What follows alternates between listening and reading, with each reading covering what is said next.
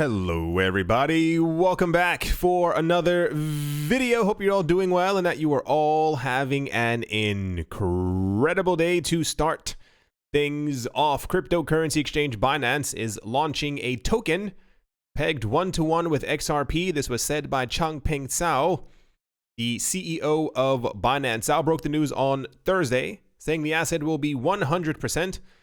It says actually over 100% backed by XRP. I'm not sure how something can go over 100%. Anyway, here's the actual tweet right here. He said this was supposed to be announced a bit later, but such is the nature of blockchain project transparency, can't hide anything. Well, there you go. Hashtag XRP on chain pegged on Binance chain and at Binance DEX. The new token is designed to give users on Binance's decentralized crypto exchange, Binance DEX, a way to invest in a crypto asset that will perform exactly the way XRP does. The CEO says that every transaction can be verified on the blockchain and that he hopes the new asset will actually increase the demand for native XRP tokens, he says, and I do quote, the supply would still be in circulation just on the Binance chain. They should be actively used for trading. Nothing changes from the supply perspective. Demand should increase, though, as there is more use case / trading going on, end quote. Quite fascinating. The only thing I can really peg this to, not meaning to joke with the word, is more like at the beginning of this year, Changpeng Zhao said that he actually wanted to or planned to partner with Ripple and have XRP on Binance.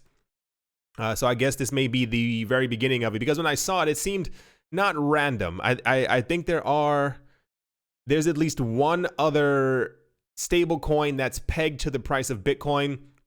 I forgot who created it. I know there's like wrapped BTC, and I think there's also wrapped ETH, what have you. But yeah, so there's now a stable coin on, it seems like this is just on Binance, the decentralized exchange for the moment. But once again, I assume this has to do with the actual wanting of a partnership between them. And so I guess at this point, don't be surprised if within the next couple of weeks we end up hearing that they have officially partnered with Ripple and or are using XRapid or XRP or something to be able to send transactions. Anyway, that is the Ripple XRP stablecoin Binance news for today.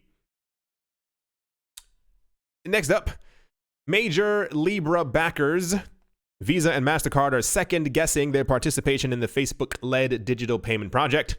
The Wall Street Journal reported on Tuesday, against a global regulatory blasting of the proposed cryptocurrency, the financial services pair and unnamed other companies are balking at Facebook's call for a unified front. The journal says that few want to boost the project publicly, leaving Facebook to defend Libra by itself. Libra has been a favorable target of world financial regulators since its announcement in June. European Central Bank members said it could destabilize the euro.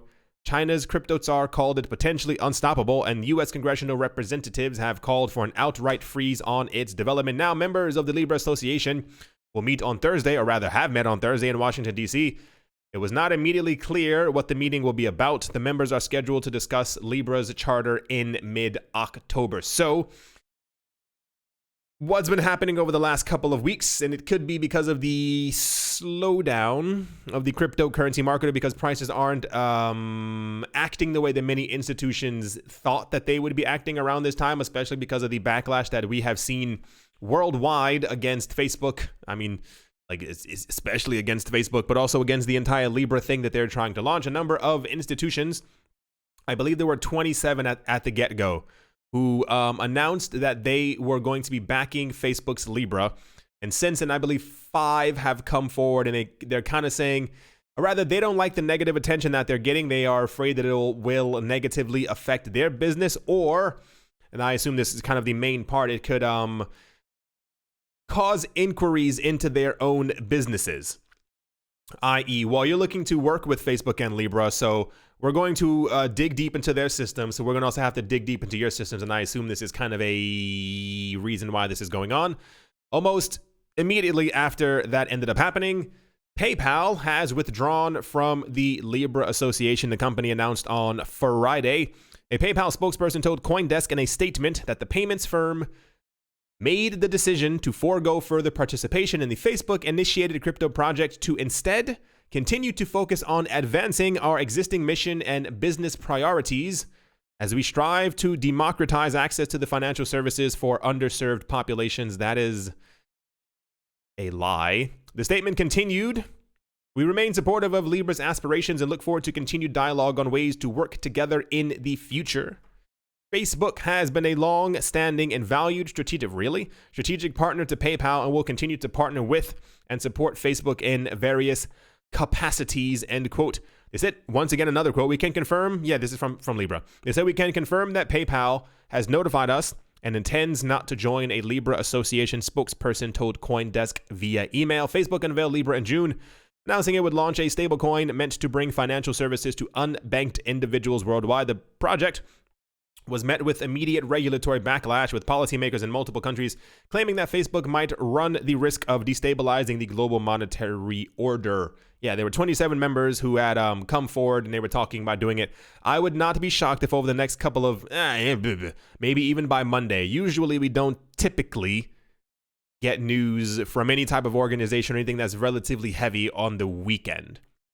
So don't be shocked if by Monday we hear a number of other companies have also decided to leave or pull away from the entire Libra thing. What this somewhere around here tells me is that they're probably only doing so, my opinion, to save their own skin, save their necks. Yeah, we don't want to do it right now, but it pretty much says that should things go good for Facebook and or Libra, we'll probably hear about them jumping on board once again. There was also something that came out of, I forgot what it was. It was the head of Coinbase announcing that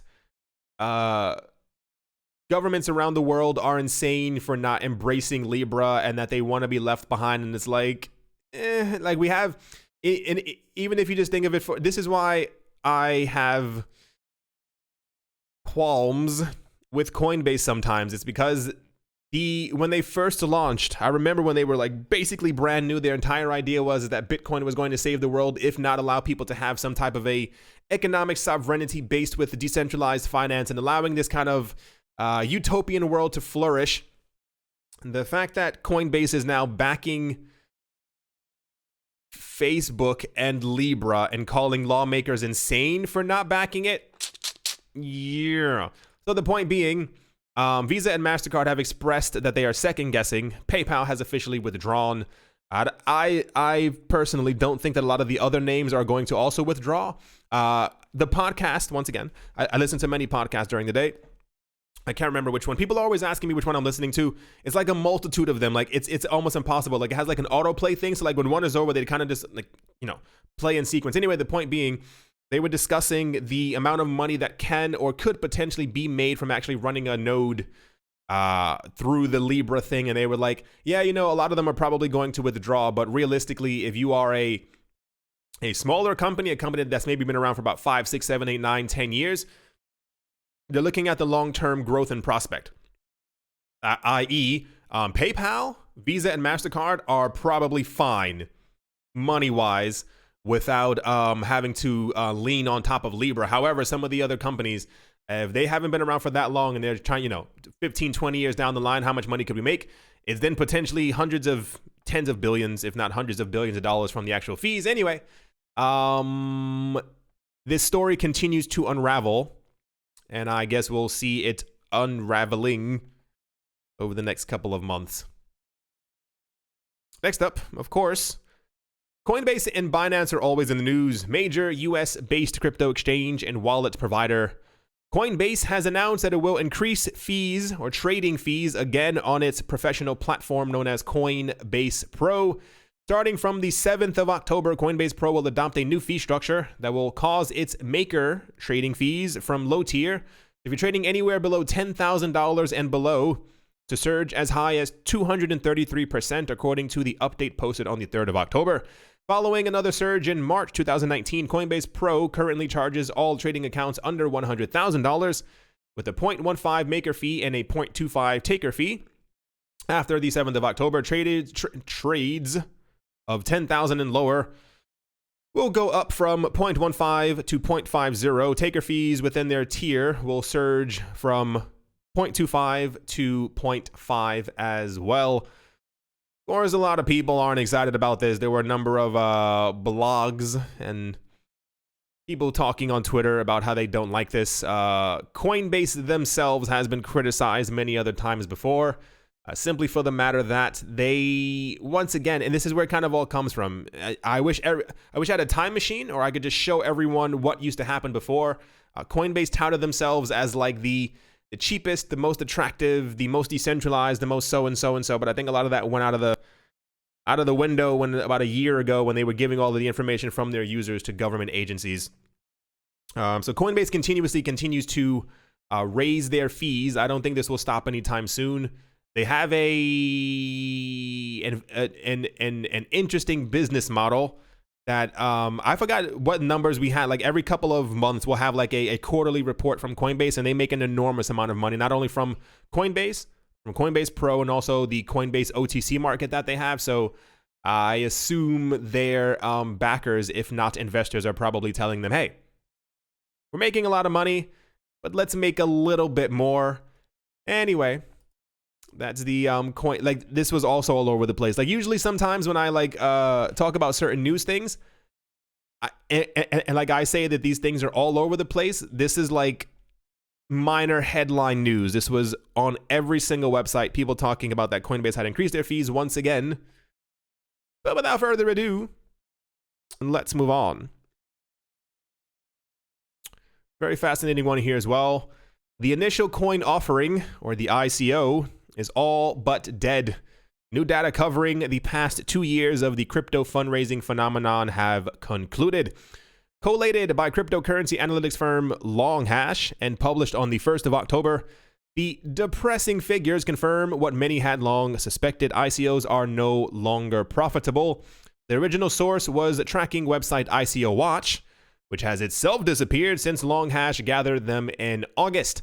Examples of the extent of the ICO deadline are everywhere, from a peak of more than 160 projects set to close in 2018 alone.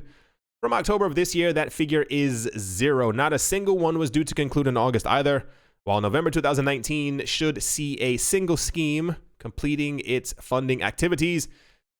They said, even after the onset of the bear market in January 2018, ICOs were still happening at a rate of well over 100 per month, but by 2019, the flow of projects had dwindled to almost nothing. In terms of money raised, a similar story emerges. The total for 2019 should be around 338 million, or 95% less than in 2018. I'm actually surprised that anyone's, I'm surprised that anyone's still trying to run an ICO. Governments hate them.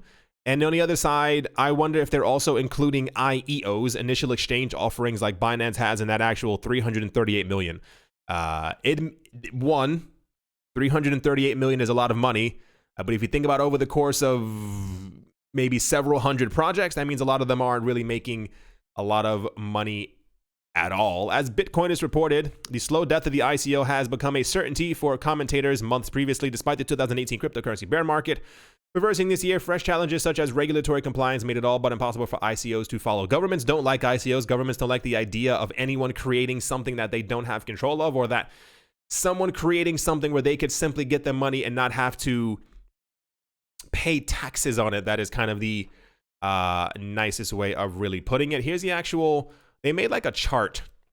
For those of you who are looking at the screen, it's very interesting. They have like the current price of the token sale price, and what it is right now, and the return on it, and all this other stuff. And I didn't realize how many of these things had actually been created. Usually when we had news about an ICO, it was always something relatively large. It was like BitTorrent token, or even in 2017, it was all like EOS, and I think Cardano was also an ICO. It was a lot of these like major coins. A lot of these, never heard of them in my entire life. Even this right here, it says ICO market approaches 12 billion raised as number of dead coins tops 800. And this was in July of 2018. That means at this point, thousands of coins have probably completely disappeared, turned into dust, and we'll never hear about them again. The saddest part is, once again, is that people still I've noticed, I'll put it to you this way, new people or even people who've been in the cryptocurrency space for a while who are looking for further returns try to turn usually to altcoins in a way to make extra money when they see that Bitcoin may not be performing as well during a certain day, or if they simply think, and this is still going around and I'm not really sure why, maybe like I said, maybe it's just simply new people who sometimes ask me in the comment section, or they'll whatever, ask me somewhere if they should buy a coin because it is simply 3 cents. Do I think that that coin has the potential to one day run up to 1,500, if not 10,000? And they tell me that they're being realistic with the price by not saying that the coin could one day go up to 1 million. And I go, well, with that particular coin, if you happen to have a $10,000 price per coin, or even a 5,000 one, you are in a multi-trillion-dollar market cap, which is probably never going to happen. The long and short of it being, there's a reason why in 2017, 2018, and 2019, multiple people, and I still see the comments, I just assume they're bots at this point. I'm asking me to cover this ICO, to cover this coin. Why am I not talking about this coin? Have you not heard of this coin? This coin is so amazing. Do you not know this coin? Everyone should know this coin. I've seen a couple of them the last couple of days. I'm going to assume some of these are bots. The video can be, even if it's just focused in that particular video on Bitcoin, XRP, and Ether, because they're the only ones in the news on that day, the comment section will go, or rather I'll see comments that go, wow, those 3 coins are great. However, has anyone ever heard of Flop-a-Nop chain? Because, you know, they're really, really good. This was the same exact thing that happened last year. And I had a name on the tip of my tongue, and I am not going to say it out loud. It was a coin that was promising not only to be able to, oh gosh, what was it? To be able to like store your data, to be able to transfer information, but they would also allow you to be able to transact privately and all this other stuff. And the name, I want to say it so bad. It starts with an O. That's the only thing I'll give you. These are all scams. If you are new to crypto, want to stay in crypto, I mean, if you're trying to make a quick buck, or if you're trying to scam other people, well, the ICO market is for you. If you just look at all these names, if you are trying to actually make money, not financial advice, however, try to heed what I am saying. Just focus on the top coins. And I don't mean the top 50. Sometimes don't even mean the top 30. If you are confused as to what to put your money into, if you have any extra money that you don't mind going to zero as you put it into the cryptocurrency market, I would really just focus on the top 5, maybe 6. Bcash and Bitcoin Cash, Satoshi's Vision, notwithstanding either. You can completely swap them to the side. I'm actually it's not even bittersweet. It's just extremely sweet that all these things have kind of disappeared. The amount of, I was going to say, if you've ever seen my emails, I don't know how you would have.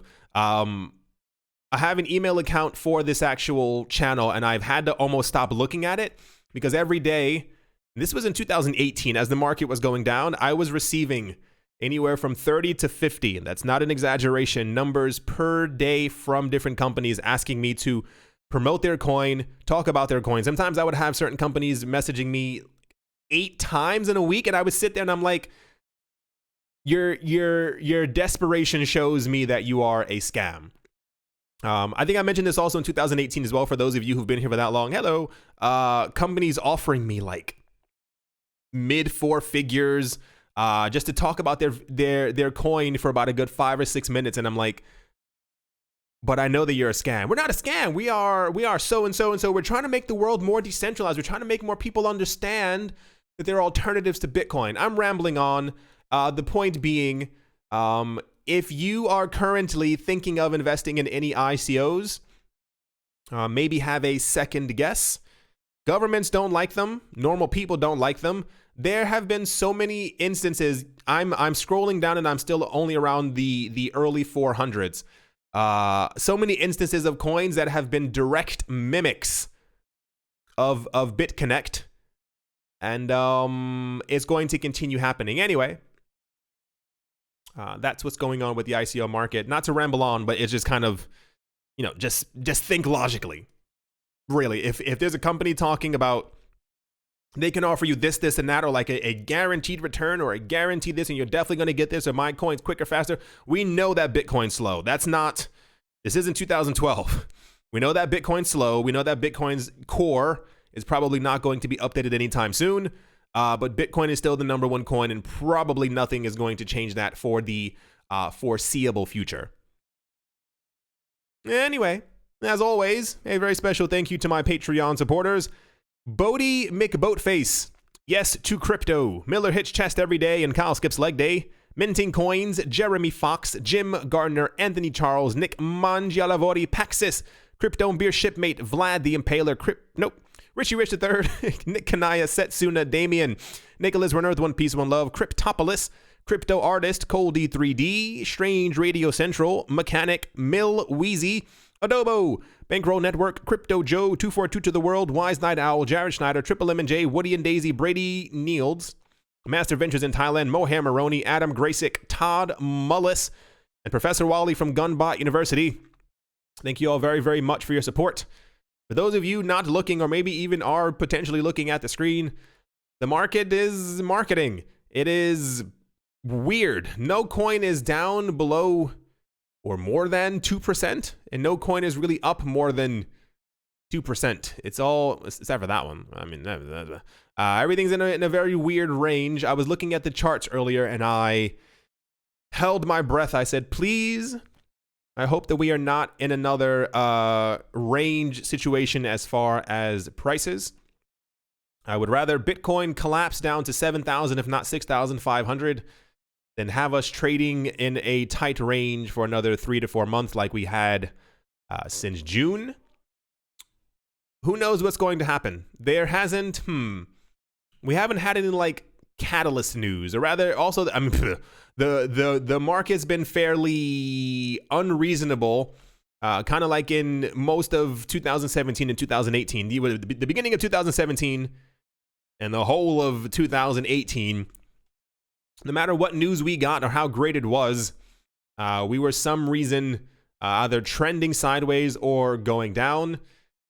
Let's hope that this ends soon and that we move in some sort of direction to kind of get the vigor and or fear back in the market.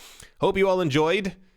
Hope you all are having a great day, a great morning, a great afternoon, or great evening, wherever you are, wherever you might be. I do hope it's absolutely fantastic. Thank you all once again for watching and or listening, and I will most certainly be talking to you all soon. See you.